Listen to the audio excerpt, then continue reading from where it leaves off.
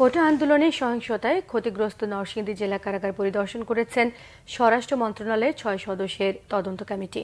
রবিবার সকালে তদন্ত কমিটির প্রধান ও সুরক্ষা সেবা বিভাগের যুগ্ম সচিব ফারুক আহমেদের নেতৃত্বে জেলা কারাগারের ধ্বংসযজ্ঞ ঘুরে দেখেছেন কমিটির সদস্যরা। পরিদর্শন শেষে ফারুক আহমেদ জানান, হামলার প্রত্যক্ষদর্শী, কারা কর্মকর্তা এবং রক্ষীদের সঙ্গে কথা হয়েছে। পর্যালোচনা করা হয়েছে ভিডিও ফুটেজও।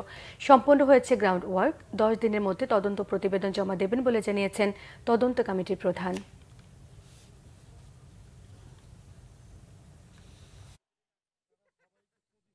ওই দিন ঘটনার সময় আপনারা যারা ছিলেন, আপনাদেরও আমরা মতামত বা আপনাদের বক্তব্যগুলো আমরা নিতে পারি। আপনাদের অনেক সময় ফুটেজও আছে, এটা আমাদের তদন্ত কাজে সহযোগিতা হবে।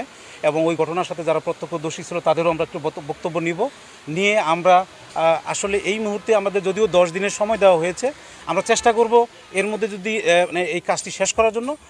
যদি বাই চান্স কোনো কারণে যদি সেটা না হয়, সেটা তো নিশ্চয়ই আপনারাও জানবেন, তাহলে আমরা একটু সময় হয়তো এক্সটেন্ড জন্য চাবো, কিন্তু সেটা পরবর্তীতে আমরা যদি চেষ্টা করবো এই সময়ের মধ্যে যাতে আমরা তদন্তটা শেষ করতে পারি।